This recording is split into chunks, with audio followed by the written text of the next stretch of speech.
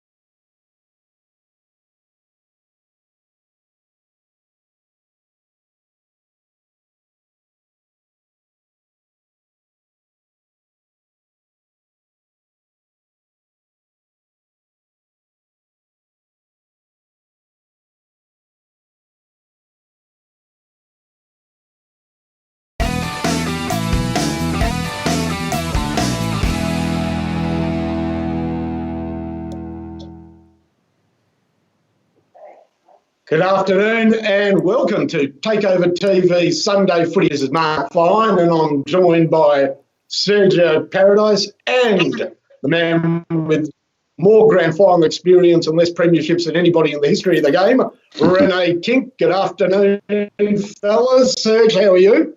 G'day, gentlemen. Finey, Renee, just coming off the back of a very big Melbourne victory, I've got to say. But we'll get to that in a little while. Yourself, boys? We certainly will. Renee, we haven't seen you for a couple of weeks, but boy, oh boy, was there a game to beat the band today. Carlton Port Adelaide, how about that finish? What a fantastic finish. But it should have been over a little bit earlier because I don't know the guy's name who missed that goal in the goal square. After a couple of, maybe they were fancy handballs, I don't know, just to finish it off. But probably possibly a kick before he gave it off to the young boy that missed it. I thought it was all over, but then again they've come back as we saw.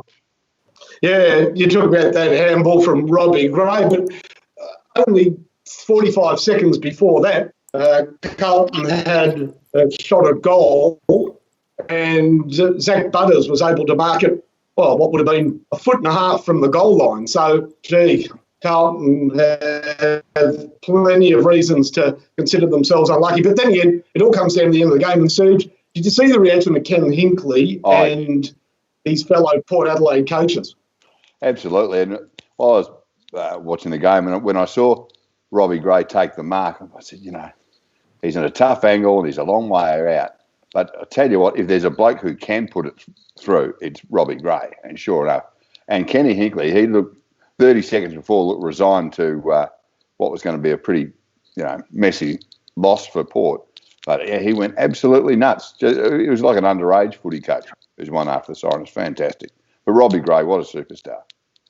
The clutch. It's how to reduce a coach just to a fan. In the end, when you've got no control over the game, he's no different to any other Port Adelaide supporter. He just went 8 droppings. Exactly. Yeah, I think it's going to have let's have a look. Yes, Renee? I think it might have a little bit of an impact on the finals. That sort of loss for Carlton and that great win for Port. So it remains to be seen. So we'll see what happens.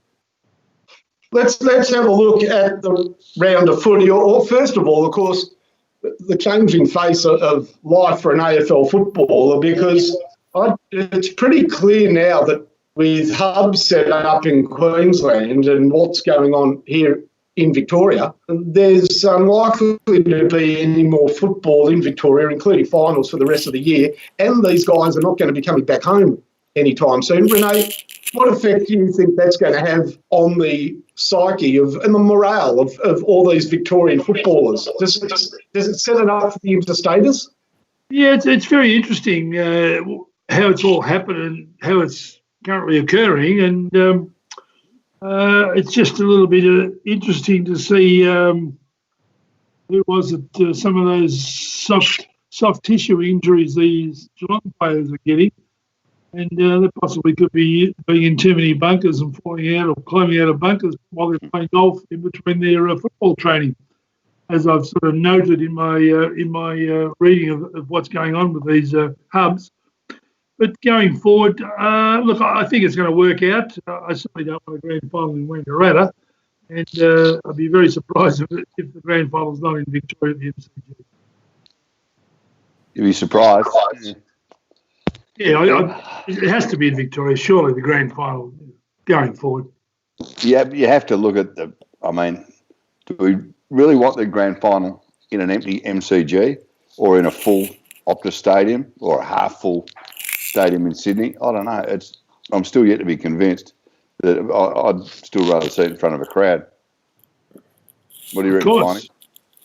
But there's no way they'll be playing at the G with anybody. No, I don't think we'll see any more football in Victoria. I mean, we go to masks on Wednesday, and the rest of Australia, go to the pub on Wednesday.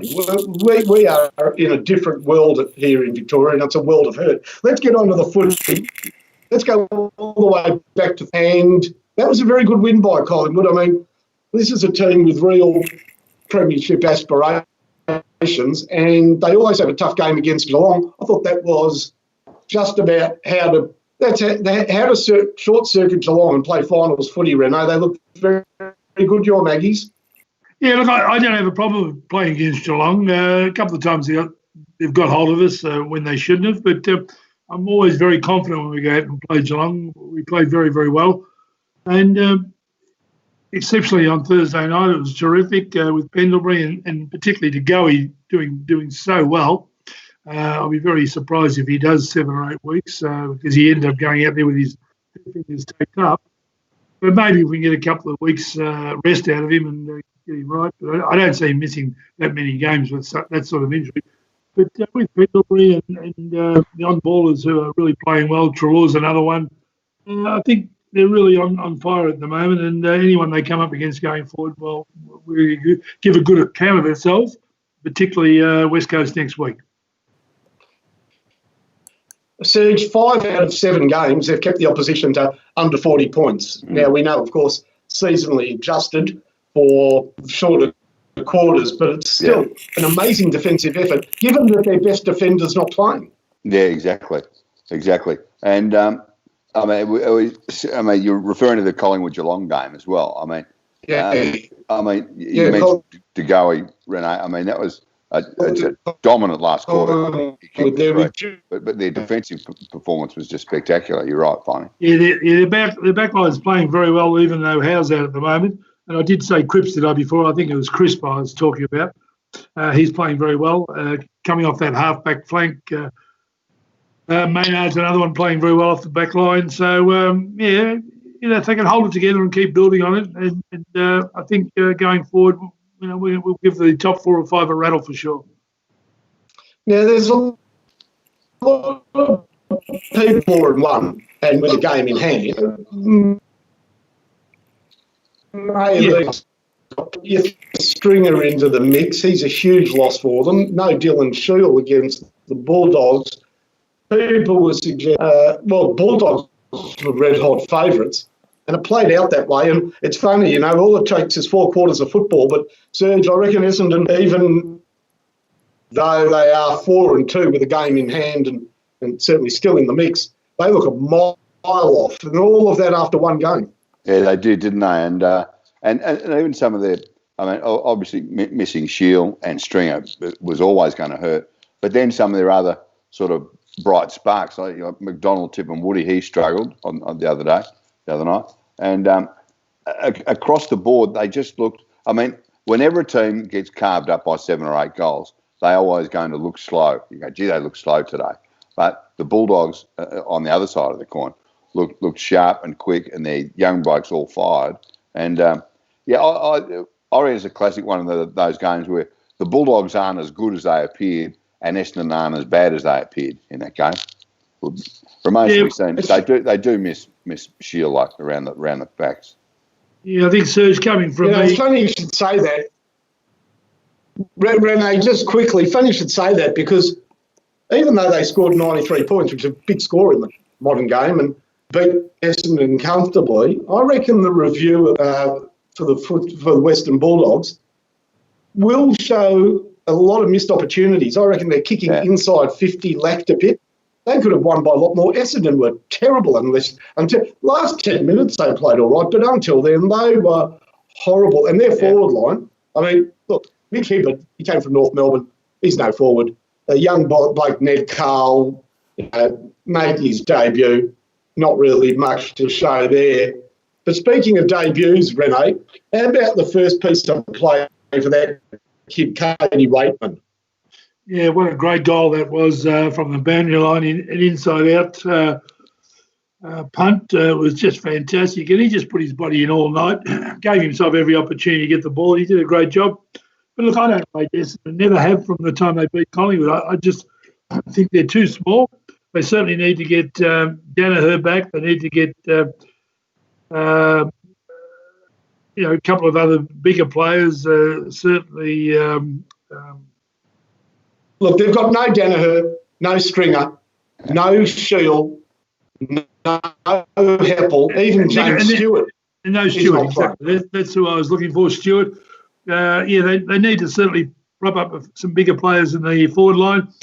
I was very disappointed with Josh Bruce's kicking, as you all may have as well, because he looked like he was some kid that had no idea in terms of his run-up and dropping the ball, and where the ball ended up each time on 3 occasions, I couldn't believe it.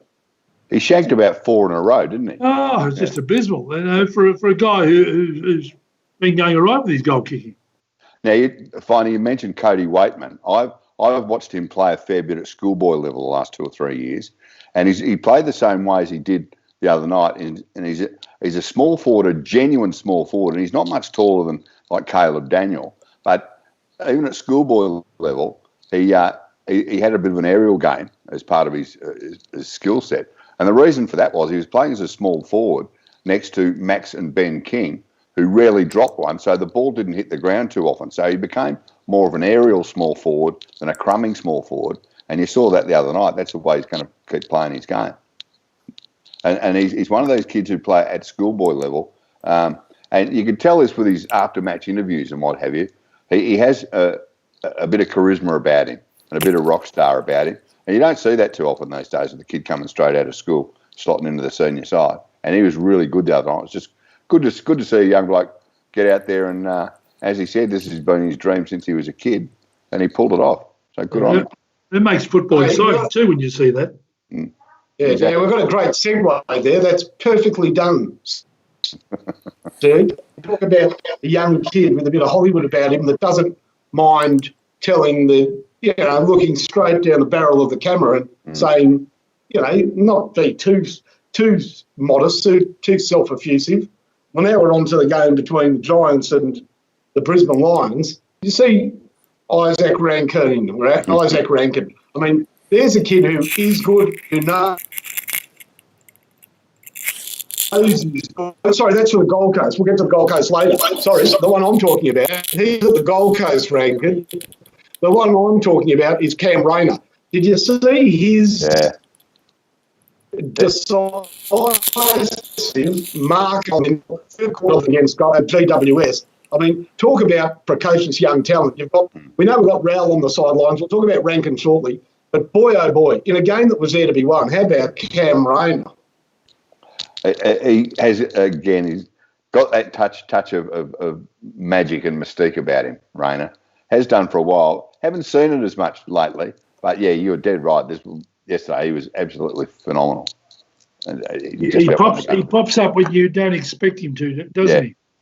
Yeah. I mean, that mark and goal late in the third quarter turned the tide. GWS were storming back into the game after, really, they'd been short-circuited. How good was Paris Andrews in the first? He was repelling everything at centre-half back. Yeah. But they fought their way back, the Giants. Yeah, at the moment with the Giants, they're looking at Leon Cameron and sort of saying, well, are we going to give him another contract going forward? There's some talk about that. All contracts with AFL coaches are very dubious at the moment because of the situation we're in. But, does he deserve to go forward, Leon Cameron, with GWS? I'm not sure. If they don't make the 8 this year, particularly. If they don't make the 8, they'll probably have to have a close look at it because normally a coach who loses a grand final, gets smashed in a grand final, there's only one solution, and that is to win one the next year. To miss the eight, questions will surely be asked. And there's question marks over just about every aspect of this whole season. So, coaches will have to wear it just as well. And as you say, Fagan is much under the pump as any other, I think the big game to talk about tonight is North Melbourne and Richmond. North Melbourne have just become so disappointing, haven't they? And we could probably put 10 things down to ask yourself why they're going so bad. Richmond looked like a team on the up very much last night. They were terrific. And North Melbourne, was it Friday night? Yeah, they looked very, very disappointing. Last night, yeah. Last night, yeah. Yeah. Now, just quickly, before we do get to that, we did have that game, Gold Coast over the Sydney. You couldn't pick Sydney Swans. They've got everybody out.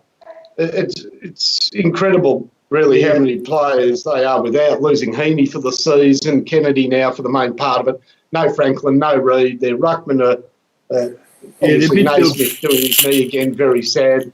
We saw a few youngsters. They had a bit of a crack. Gold Coast, well, you know what? They keep racking up the wins. It's not impossible that they make the eight. And will Gold Coast play in the finals this year? I mean, amazing as it is to imagine. They are heading back to Brisbane, back to home base in southeast Queensland for a lot of football. What do you reckon, Serge? I reckon there's every possibility that they will. And again, I keep going back to it and saying that there's so many unpredictable elements to this footy season. And, because they were so horrible last year, Gold Coast, everyone's expecting, do they need, it's not just a rebuild, it's a total, rebuild from the ground up for that list. But you see what happens, some of their players start, getting a bit of confidence back. They get the top two draft picks. Matt Rowell's been sensational. Rankin, what they've got, because Rankin missed all last year through injury, having him in the side now, it's like they've had 1, 2 and 3 draft picks from last year. And they're all playing good footy. And Noah Anderson, he's been in Rowell's shadow a bit, but he played really well this week. And I don't think it's beyond the realms of possibility that, I don't think they'll probably go far in the finals if they make it. But just to sneak into the 8 would be just an enormous thing for them and set them off for next year as well. And I think they've still got some pretty good draft picks up their sleeve for the end of this year as well through all their trading. So who knows? I reckon they might just slot in this year. I think their coach is doing Sorry, Mark. I think their coach is doing a wonderful job, and I think the young players really believe in him. And he's done the hard yards to get where he is with them at the moment. But I just love their enthusiasm and their ability to work as a cohesive side and really push the boundaries. And, I just love watching that every week. And especially against Sydney. Sydney's midfield is shot to the bits. So they're not going anywhere. They're going backwards at the moment. So, but with Gold Coast, they're plenty to look forward to. Yeah, they remind me. I've just got the... Yeah, you're watching what I'm watching. Go for it, Serge. Go for it. Oh, just some of the highlights of the Western Australian Derby. Yeah, that's right. That's what I'm watching. We're not talking the best goals of the match. It's some of the best punch-ons you've ever seen, and some of the best high-flying marks. Just remember they cannot resist. They cannot resist every year, or twice a year, most years, before they show the Derby. Just cannot resist going back to the Demolition Derby with David Kickett going El Berserko. Yeah. Of course, Kickett played for both clubs amongst the 5 clubs that he played for, but they also love showing that Michael Gardner Pavlich little dance that they had. I think Matthew Pavlich did pretty well to avoid copping a good one from Michael Gardner, who was renowned for being able to throw one and that's right, and take one as well. All right, let's get to that Richmond-North Melbourne game that Renee quite rightly puts a nail in the coffin for North Melbourne this year. Good and proper. Look, one of the problems has been not only injury to key midfielders, but a lack of willingness to admit they've been injured. They played Cunnington with a bad back a couple of weeks ago. It was actually quite embarrassing for Reece Shaw and North Melbourne that he took the field. And likewise, playing Zeeble this week, he only lasted, 15 minutes with a hamstring injury. Is that not telling the football world how skinny you are in depth, how much lack of faith you have in your backup midfielders, that you keep putting out midfielders that clearly are not fit and picking them on name rather than availability? Renee, what do you reckon? Oh, look, I certainly believe that. A couple of bad mistakes the last couple of weeks with those players. Yeah, look, I just don't think they've got there's no real game plan that I'm looking at with with North Melbourne that gets me excited about why they move the ball. Excuse me. The probably biggest disappointment is Ben Brown at the moment. I know he's doing it pretty hard up there deep in the forward line, but I just don't believe he's putting himself in the right position. He's not giving himself the best chance, and therefore he's looking very ordinary when the ball's up there somewhere near him and off it goes, and he's sort of flat-footed 20 metres behind someone. So I shouldn't be too harsh on him, but geez, he's a leading AFL leading goal kicker, and they've just got to use that system a lot better than they are now. So. He's playing like a man completely devoid of confidence too at the moment. He's not kicking the ball well. He's dropping marks that normally would just stick that you take, before you even, drop them. He's just really struggling. He's emblematic of the whole way North are playing at the moment. Yeah, but he's the real key and the real crux to their side when they're going well, as they have time and time again the last 18 months. Especially with Reece coming into play now, and I don't know what they're going to do to work out some sort of system that gets them back up there and working together. Sure, we'll see. Now I don't think we've got word yet, but surely on the back of Zach Merritt getting a week for his punch on Silvani, surely Dusty Martin gets a week for his strike on McDonald.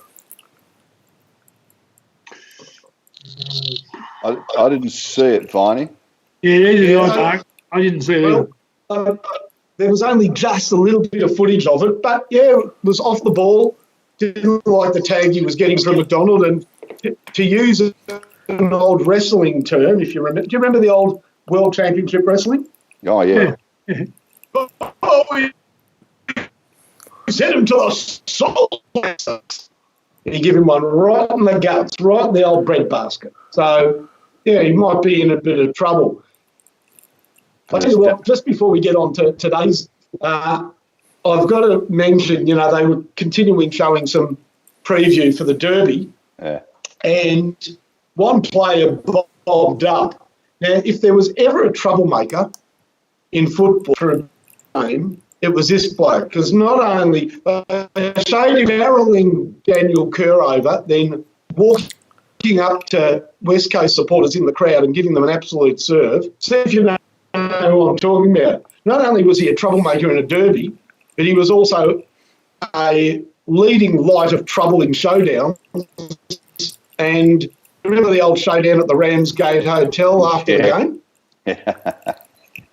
They reckon he was the main cause. So he was a troublemaker in derbies and showdowns. Do you know who I'm referring to?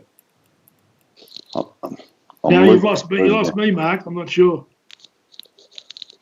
Josh Carr. Troublemaker from word go. Josh Carr. Yeah. And then, he played in derbies and in showdowns. A perfect backdrop for the likes of him. Yeah. Okay, so let's roll on to today's football and that amazing game between Carlton and Port Adelaide. It was just a good game of footy, wasn't it? It was the first quarter that Port jumped out, kicked the first 3 goals. Carlton looked to be awful. They hadn't touched the ball in the first 5 minutes. And then, bang, they kicked the next 5. And it was a good game, right till the very end of the game, as we said earlier. That clutch kick by Robbie Gray was just a spectacular finish. Although, as you said, Renee, Port could have put them to bed 5 minutes earlier, no question. Yeah. But, Carlton will rue that, because that was their chance to make a sort of a pretty big statement today. What's Carlton all about at the moment? Why are they appeared to be a team to be reckoned with and playing pretty damn good football? Is it necessarily their stars, or is it just their overall balance of the side? The young kids who are out there are just doing their job, and they're working very hard as a side. I'm not really sure what's making them click at the moment to be where they are the last 2 or 3 weeks. Any answers? I reckon a lot of it's got to do with Jack Martin and Eddie Betts, who the two of them together. I mean, today they just added that spark of excitement that the Carlton forward line hasn't had for years. And now when you add the big bloke Levi Casbolt has suddenly come good, they've got targets everywhere down forward now, which is why they're managing to kick decent scores. And they were good today, and through the middle. Cripps got a lot of it today, but I didn't think he was that dominant a player. But I think they're just finally starting to gel as a team, and they've got a better balance across the field, you know? Yeah, I reckon Weitering's really come of age. Yes, exactly. Yeah, you're right. Weitering was fantastic again today. Almost all Australian centre-half back at the moment, I reckon. Yeah, so they've got a bit of, yeah, I agree. They've got something to anchor their back line with. They're getting a decent return from their midfield, Setterfield. Sam Walsh, who I was critical of after 5 weeks, has been good in the last fortnight. And I thought actually Port Adelaide were a bit disappointing today. I think they expected things to happen rather than make it happen. I mean, not much from Charlie Dixon. Have a look at how about the chase for the Coleman, or as it's now, it used to be the race for the Coleman. Now it's called the Dawdle. Now it's the Dawdle for the Coleman. After 7 rounds, the leader is Tom Papley on 15. Averaging 2 goals, 1 a game.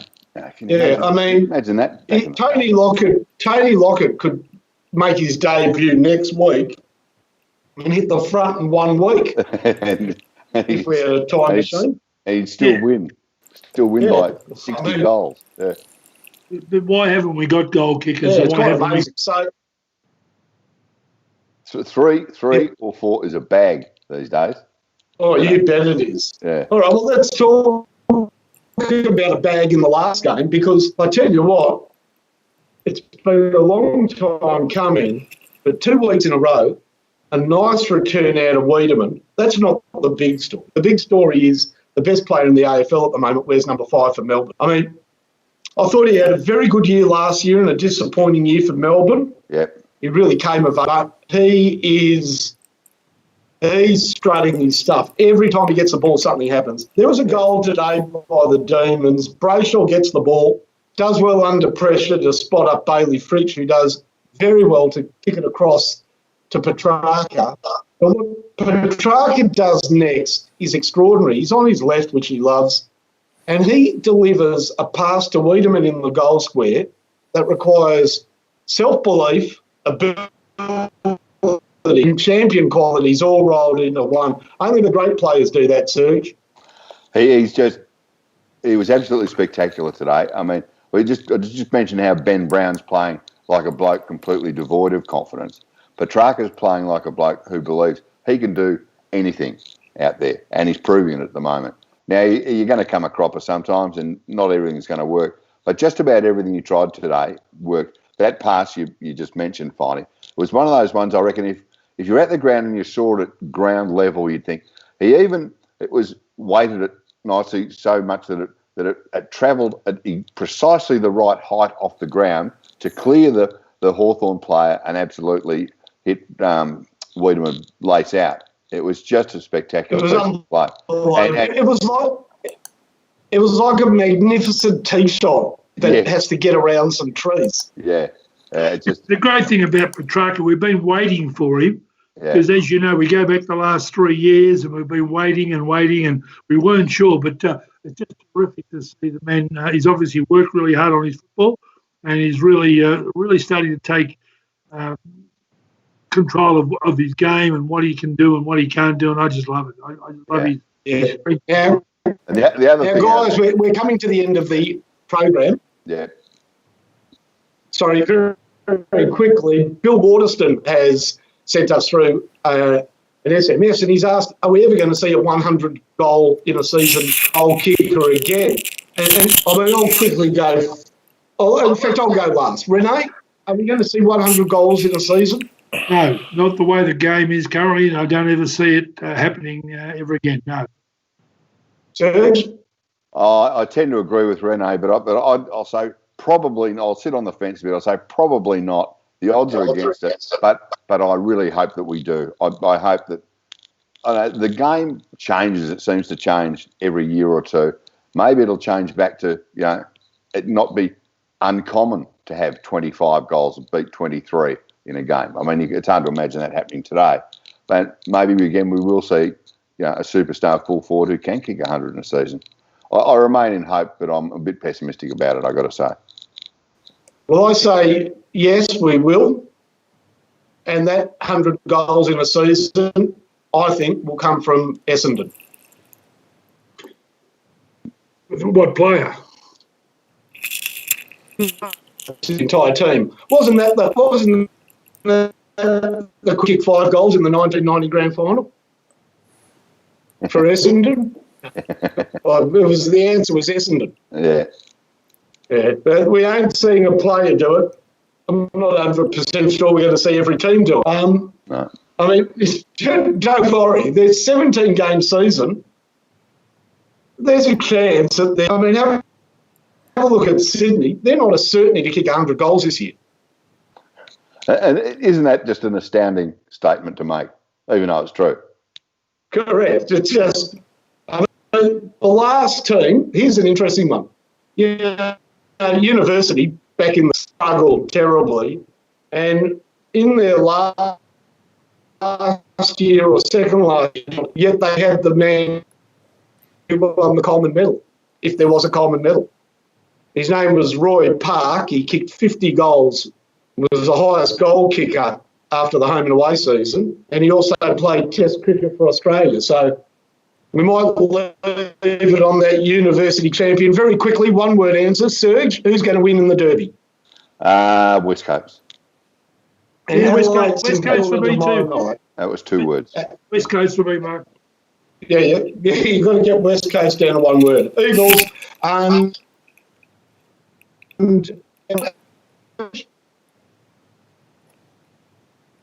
You there, Serge? Yes, guys. Adelaide St Kilda tomorrow night. You'd have to tip the Saints. I mean, their big name recruits have been a bit quiet the last couple of weeks, and not only that, how could you tip Adelaide to win anything at the moment? They're just a club at rock bottom. Yeah, and they are back home though. Renee, could they win back in Adelaide?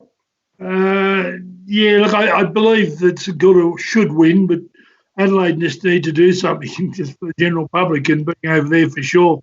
You just never know, but they're in a world of pain, Adelaide. So I'm going for St Kilda. For the Eagles today, and if St Kilda don't win tomorrow, then expect me to break curfew and do something very stupid tomorrow night, or keep a mask on for the rest of my life. Gentlemen, thank you for being a great part of Takeover TV Sunday Footy Wrap. Big thank you to Sergio Paradise and Renee Kink, and we'll be back next Sunday to do it all over again. Thanks, guys.